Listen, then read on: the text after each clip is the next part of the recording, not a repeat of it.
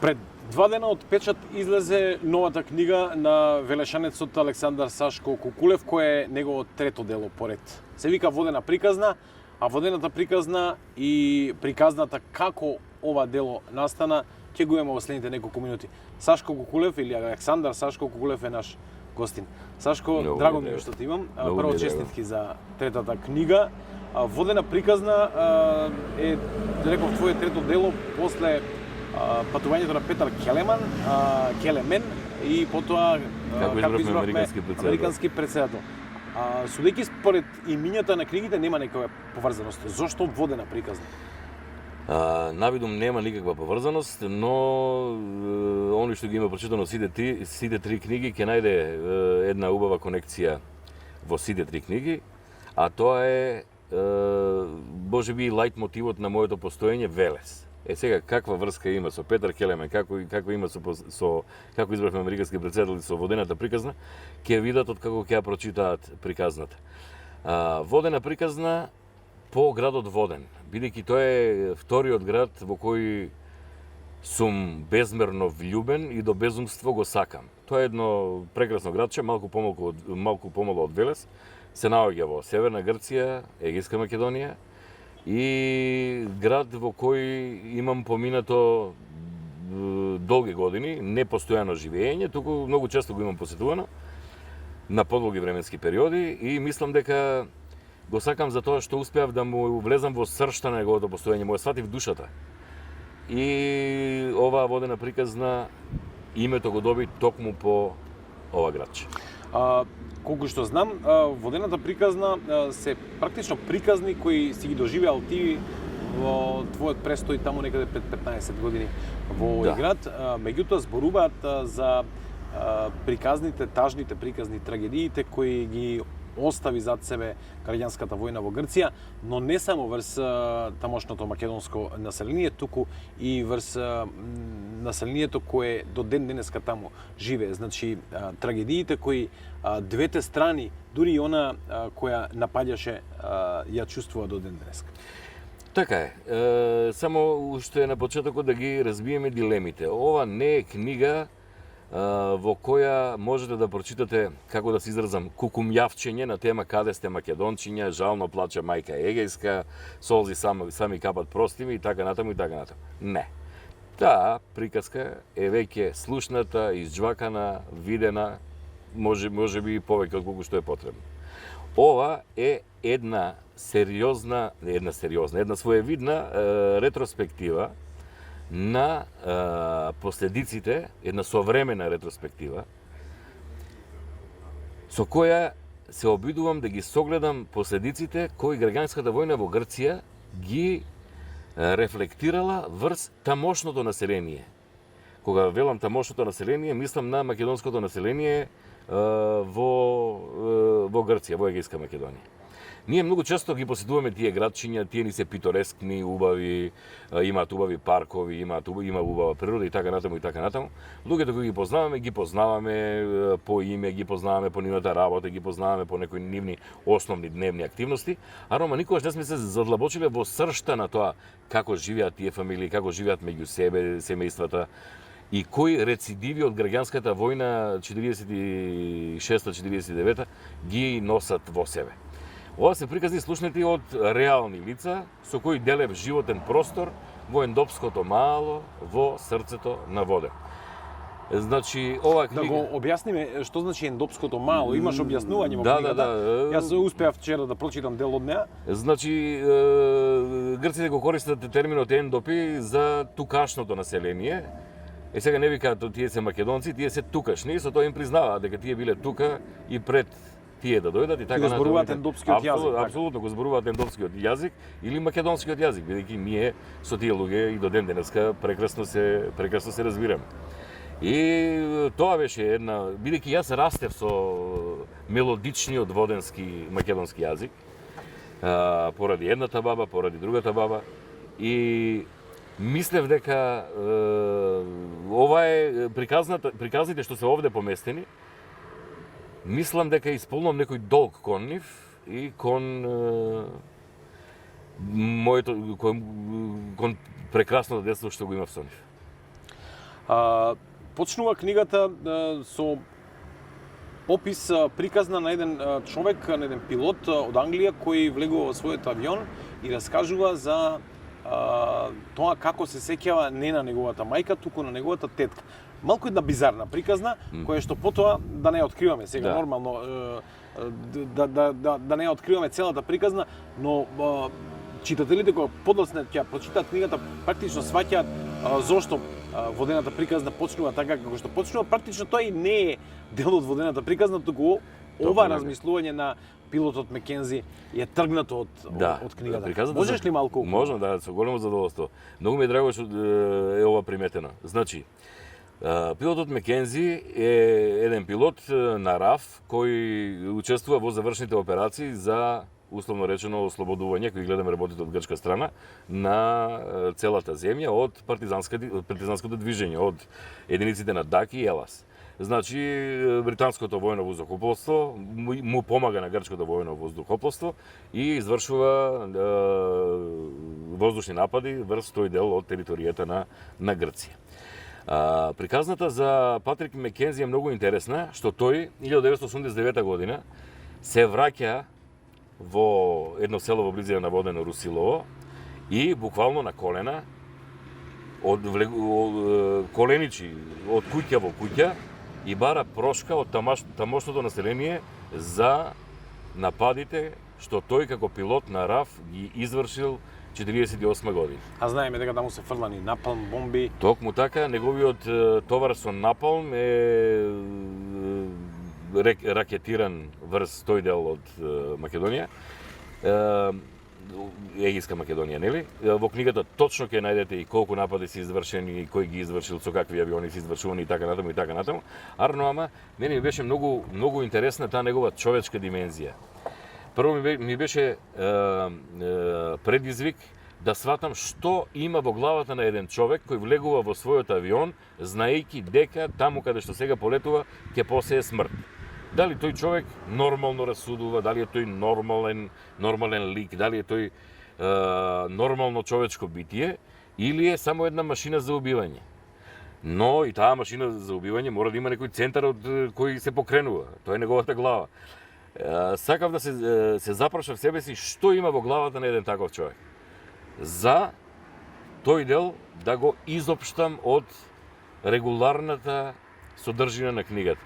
Луѓето што ги прочитаат книгата знаат дека по неговата исповед започнува книгата официјално. За на крај, и исто така, во делот во кој тој се покајува за своите грешки и се враќа во Русилово да им се извини на тамошните жители, му давам повторно една човечка димензија, бидејќи на крајот на краиштата филозофијата на и христијанството е покајувањето. Со тоа му давам некакво оправдување, а дали во потполност е рехабилитиран, ќе проценат читателите, да. Да, тоа чувство го добив и јас читајќи вчера. Книгата за жал не успеав да ја прочитам поради тоа што буквално вчера ти ја доби во раце тази верзијата, но ќе го имам тоа задоволство во следните денови. Рековме дека водена приказна е твоја трета книга.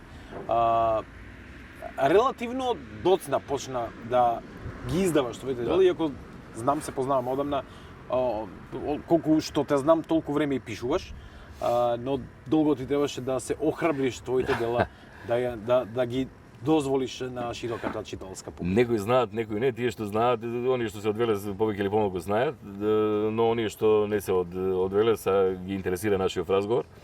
Ќе биде интересно да слушнат дека ти си тој што ме охрабри да го објавам првото дело, Патувањето на Петар Келемен, бидејќи јас го напишав, но немав храброст да го објавам. На прашањето зошто не го објавуваш, само да ги потсетам гледачите дека Патувањето на Петар Келемен е една фактографска приказна за настаните во Марсеј 1934 година, кога е убиен кралот Александар, кралот на Србија, од страна на ВМРО и на усташкото движење. Сега, јас го напишав текстот, ја напишав книгата, но немав храброст да ја објавам. Зошто? Затоа што јас по вокација не сум историчар. И не сакав да им влегувам во ресорот на оние кои можеби по сила на нештата, по едукацијата и така натаму, се повикани да пишуваат за тоа. Но се охрабрив, таа книга излезе и доживеа 2 изданија, помина прекрасно кај читателската публика и барана е до ден денес. Од денешен аспект, дали твоите стравови беа оправдани? Бидејќи во книгата има доста шокантни моменти, доста шокантни откритија кои и самата историја до ден денеска или не ги објавила или се уште не е начисто како се случиле и дали се може да се случиле и на кој начин. Не ми е жал затоа што оно што го напише во книгата со текот на времето само се потврди. И гледавме српските серии, и гледавме еве последната Александар од Југославија, се потврди на многу места дека она што е напишано во мојата книга е навистина така, до толку повеќе оправдано се сомневам дека во некои делови дури и беше користена мојата книга за дел од тие серии. Се сметаш ли себе си за поттикнувач, виновник, што некои познати автори од овие балкански простори почнаа да разработуваат токму таа тема на раниот 20 век и случувањата во кралството Југославија? Убаво ми звучи ова, се чувствувам убаво кога го слушам ова, искрено се надевам дека е така. Бидејќи јас не знам колку можам да откриам, но ова ми е прилика, знам, можеби ти ќе го негираш ова, но знам за еден твој разговор со еден од авторите на овие филмови, не знам дали ќе сакаш да го откриеш тоа. Нема да го откријам, ама ќе го откријам следново. Направив, меѓу другото, Петар Келемен е преведен на српски јазик и направивме промоција во Белград. И таму имавме интервјуа, и таму бевме по медиуми, и така натаму. Ја не се сеќавам на друг пример кога некој автор од Македонија отишол во Србија да им разјаснува делови од нивната историја. Историчари тоа го немаат направено, а не па новинари, публицисти, културни работници, што не им е тоа основна работа.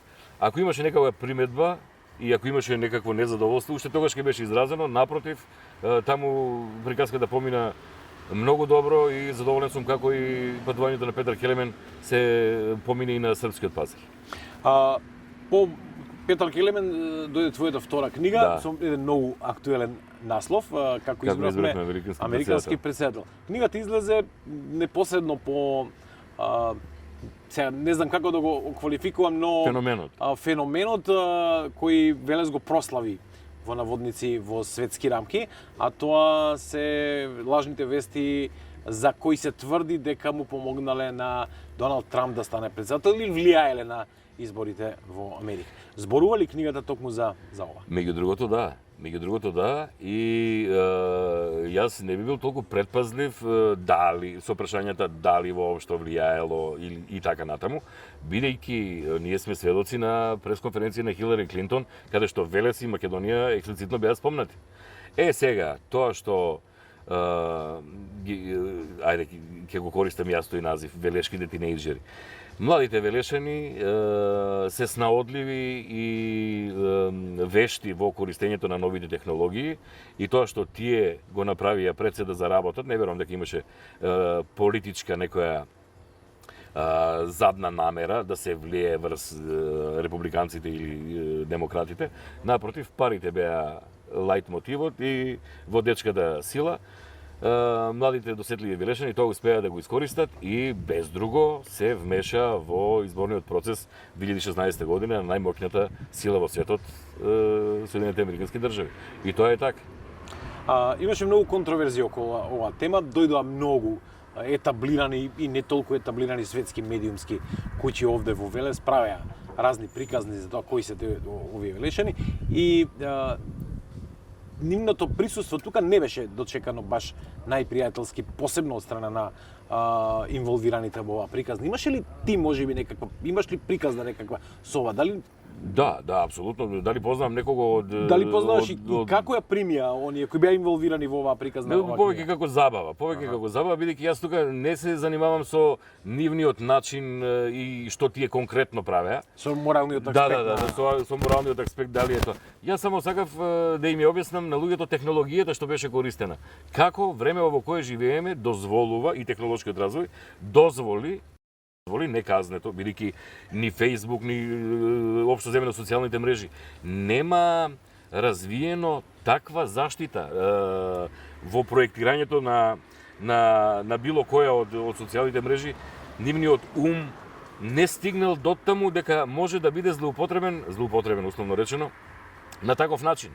Оно што се случи 2016 година со председателските избори во Америка им помогна и нив, се сеќаваме, и Цукерберг сведочеше пред Американскиот сенат дека се млад медиум, дека многу работи не се предвидени, ама дека во од ќе ги отстрануваат тие нешта. Така да тоа сега не може да се повтори. Тоа се повтори тогаш бидејќи условите беа создадени да биде така. Сега не верувам, бидејќи нивото на заштита е дигнато на 100 скалила повеќе и нема шанси. А овие што ги спомнавме, новинарите од Англија, од Германија, од цел свет и така натаму, они дојдоа барајќи нешто што поминало, барајќи нешто што не може да се повтори, барајќи нешто што не може да им го доловат, едноставно не се доловува тоа што се случуваше. Едноставно не може во моментот потоа не можеш да го доловиш моментот кога тоа се случувало. Да, интересно им беше како преку пишување лажни вести се заработува милион. Тоа беше приказната. Да се вратиме малку на твоето творештво. Можеби поголемиот дел од јавноста те познава преку овие 3 книги, но ти си автор кој твори многу подоцна. Меѓу овие книги, односно по издавањето на првата твоја книга, се случи и снимање на еден играно документарен филм по твој сценарио. Тоа е Последниот македонец од Македонија, кој доживеа премиера на светскиот Манаки филмски фестивал. Да, многу сум задоволен и од сработеното, од сценариото и од целокупно како изгледаше целата таа приказна. Јас искрено жалам што тој филм беше направен со исклучиво малку пари, а остави таква длабока трага во македонското општество. Сите работи што ни се случуваа по тој филм буквално беа предвидени во Последниот македонец, патот до истребување. Значи тоа беше едно нагледно средство, еден емпириски модел на не знам како би го рекол ова, едно буквално предвидување на настаните што следеа после филмот во не повеќе од 5 до 10 години. Да. Премиерата на филмот беше, не се лажам, 2015. 2015, добро, 7 години наназад. Значи, ние точно укажавме, таа цела екипа што го работеше филмот, точно укажавме кои се слабите страни на ова општество и каде се би можеле да доживееме разочарување. Тоа ни се случува. Како се дефинираш себе си? Како писател, како сценарист, како радиоводител, бидејќи добар дел од твојата кариера го помина пред микрофонот, потоа, не знам, како шоумен, како пишувач на хуморески, бидејќи и тука си одличен, на тоа поле. Би се опишал како човек кој во одреден временски период ги прави работите во кои ужива. Кога сакам, историјата ми е слаба страна, сакам да ги истражувам работите, сакам да пишувам на нив, сакам почнав со сценарија, имам после Последниот македонец имам напишано уште 2 кои чекаат своја реализација. Кога гледам општествени аномалии, сакам да бидам саркастичен кон нив и многу често имам своји постови на социјалните мрежи. Едноставно го работам, не знам, за себе можам да кажам дека сум среќен човек кој секогаш го работи она што го сака и што го исполнува. Никогаш по наредба, никогаш по некоја нечија директива и секогаш до крај се додека ми представува задоволство. Но непрежалена љубов ти е Канал 101. Канал 101, радиото кое се бореше против балканскиот стереопримитивизам со содржините, со програмата што ја понуди тоа радио. Воопшто Да им објасниме на помладите, оние кои се родени по Канал 101, што е практично? Канал 101 беше радиостаница која беше формирана 97 година. Јас бев еден од тројцата собственици, а имавме буквално една армија од прогресивни млади луѓе кои учествуваше во креирањето на програмата. Сега тие се насекаде низ светот, ама мислам дека и во нивната свест како почеток има останато почетната точка Канал 101. Канал 101 функционираше, живееше 20 месеци. 20 месеци, неполни 2 години. Зошто не продолжи? Имавме, се случи една тешка кражба, бевме буквално десеткувани по прашање на опремата. Седо тоа доведе до некакво разочарување, па потоа почнаа да се променуваат и општествените некои ситуации, како во градот, така и во државата. И индолентниот однос доведе до секој од нас да почне да бара други извори на екзистенција и други начини кои ќе го задоволат секој поединечно и едноставно мораше да се но Канал 101 престана со работа тогаш кога беше најголем. Нешто како Боби Фишер во шах. Да, добра аналогија. Ова може би изгледа следно прашање како клише прашање, но се живее ли од пишување? Не. Од пишување не се живее, посебно во Македонија. Но пишувањето е едно големо задоволство кое никој... Се живее од задоволството за пишување. Се живее од задоволство, да. Без тој порив, ако не пишувам не сум комплетен, ако не пишувам не сум смирен, ако како не пишувам... изгледа твој еден творечки момент? Тоа е еден многу грчевит процес. Еве конкретно оваа приказна, водената приказна која сега ја промовираме и која предвадена излезе од печат, е една приказна која тлееше во мене од 2007 година, 2006-2007 година. А добива, го догледува светлото на денот 2022. Цело тоа време созревала во мене, за да едноставно тоа се моменти кога чувствуваш потреба дека треба да крикнеш и веднаш после тоа ја доживуваш тоа нирвана, тој врв и потоа и битието се смирува и се враќаш во некои нормални текови, се додека повторно крвта во вените не зажубори и не се разбуричи. Пред да го почнеме овој интервју ми кажуваше седнат пред компјутерот во едно ќоше. Да, сакав да сватам, сакав да доловам, размислував како размислува еден човек кој се качил во авионот и тргнал да убива. А луѓето кои ќе ја прочитаат водената приказна ќе видат дали сум успеал или не. Спомна дека те интересира историјата, ти беше дел и од она новинарска експедиција заедно со мене, Да. ја имав таа чест и јас да бидам дел од неа во 2011 година која го пронајде гробот на првиот председавач на президиумот на првото заседание на Астон Панко Брашнаров, велешанецот учителот, чиј гроб 60 години не се знаеше, буквално никој не знаеше каде е погребан. Ти ја носеше таа приказна, јас можам да ја раскажувам приказната како произлезе неколку години пред тоа ти беше на Голиот оток, Да. обидувајќи се да го најдеш гробот, меѓутоа тоа беше на твоја иницијатива без некаков организирано патување, без некаков голем буџет. Ги постави, да речем, темелите врз кои што 2011 година потоа заедно успеавме да ја затвориме таа. Ние мораме да се признаеме овде дека такви работи како откривањето на вечното почивалиште на Панко Брашнаров се случува еднаш во една кариера. На некого нема да му се случи никогаш. Јас сум многу среќен што и мене, и тебе, и на Дано ни се случи, па еве и Дано е Данчо Стефков. Дано е Данчо Стефков, па еве и на Жане Лупевска како продуцент на тогашниот Код, па и на Канал 5, бидејќи во тоа време на Канал 5 одеше. Тоа се случува еднаш во една кариера. Друго прашање, мене ми е многу сум радосен, многу сум среќен што Велешани го открија гробното место на Велешанецот. Бидејќи што би рекол, да се биде Велешанец најпрвен е света работа, а потоа е проклетство и немир. Вели за македонецот, ми се чини Плевнеш, или Петре Мандриевски, неважно. многу ми беше важно тоа што Велешани го открија гробот на Велешанец.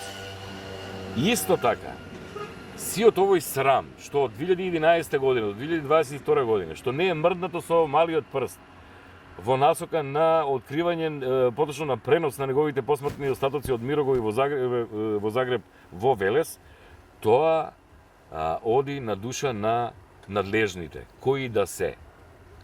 И локални и централни. И локални и централни. Ние нашето го направивме, новинарскиот дел беше завршен и ние по документ кажавме кад. Сега приказните. Многу луѓе имало таму, па многу биле закопани, па не можеле да ги детектираат. Ние живееме во 21 век кога форензиката е напредната до небото. Не може некој да ми каже дека успеа да ги детектираат сите оние од Ground Zero, од по уривањето на кулите близначки во Њу Јорк, илјадници луѓе со аритметичка прецизност ги пронајдоа чии посмртни отстанки се, а не можеме да пронајдеме посмртни отстанки на некој човек кој е закопан во строго одредени граници и кој знаеме каде е. Со неколку луѓе, тоа не се стотици луѓе, еве нека се и 10, еве и 20 нека се, не се повеќе. Ќе искористам оваа прилика, претпоставувам дека не си зборува за ова никаде јавно, освен на социјалните мрежи. Ти имаше некоја преписка со Хрватското министерство за барнители, ако не се лажам, од каде што исто така најде на пречка, обидувајќи се да ја одглавиш цела институционална работа. Апсолутно, мислам дека никогаш нема да престанам. Со мои пријатели од Канада сака буквално да помогнат да се разреши еднаш за секојаш оваа приказна. Тие беа волни и финансиски сето тоа да го покријат. Почна таа преписка со Министерството за барнителите на Република Хрватска и така натаму. Од тука беше ангажиран еден елитен адвокатски тим. Беше разговарано и со семејството, тоа даде дозвола и така натаму. Повторно не вроди со плод. Знаеш ли зошто? Затоа што работата е во пристапот. Поинаку и хрватската држава разговара со група ентузијасти, а поинаку разговара со официјални органи на една држава. Официјалните органи на оваа држава, било локални, било државни, не направија никаков напор, ни еден мал чекор во таа насока. Тоа се прави како билатерален однос помеѓу две држави, ние сме пријателски држави со Хрватска и верувам дека ако сериозно седнат Министерството за надворешни работи на Македонија и на Хрватска да седнат да поразговараат како да се надмине проблемот, решение ќе се најде. И учителот ќе си дојде дома. И учителот ќе си дојде дома, ќе си дојде порано или подоцна, ќе си дојде. Може би нема да заврши тоа со нашата генерација, ама ќе дојдат други, ќе дојдат подобри од нас. Кукулев, четврта книга претпоставувам дека веќе е таму некаде во фајловите на твојот компјутер. Четврта книга и повторно инспирација ќе биде мојот Велес, арно ама од сосема поинаква димензија, бидејќи овој град има толку интересни приказни, вистинити приказни, од луѓе кои практикувајќи ја својата боемштина ги оставиле кулуарски до ден денес да се раскажуваат. Јас мислам дека тоа ќе биде лајт мотивот за новата книга, за ние, нашата генерација, да има што да им остави на оние кои не може да се отргнат од компјутерите, арно еден ден кога сето тоа ќе помине, ќе се заинтересираат како си живеело некогаш во Велес, ќе имаат една убава основа да се потсетат на тоа. Со тебе секогаш инспиративно да се зборува, ги уверувам гледачите дека можеме да зборуваме многу долго, но веќе и овие временски услови не ни дозволуваат, и ако седиме во овој прекрасен амбиент на Велешкиот кафе бар 4 сезони, им препорачувам на сите да го посетат овој прекрасен амбиент кој ни дозволи да го правиме овој интервју. За сега велам, ти благодарам на овој интервју и да се видиме наскоро а повод да биде твоето ново дело во вид на книга или било што од твоето творство. Искрено се надевам, морам да ти заблагодарам тебе лично, на екипата на Батали, иако во последно време, согласно мојот работен ангажман нели во Скопје, само за деновите на викенд сум во Велес и доскоро имав представа дека во Велес апсолутно ништо не се менува и се стои онаму каде што некогаш било. со професионализмот што денеска го покажа вашата екипа, ова нека го сватат како најискрено видување, со професионализмот што денеска го покажавте, јас веќе не го делам мислењето дека во Велес ништо не се помрднал. Професионализмот ги поместува границите, а вие сте емпириски доказ за тоа и ви благодарам од срце. И тебе ти благодариме. Вам, почитувани гледачи, ви благодарам на вниманието.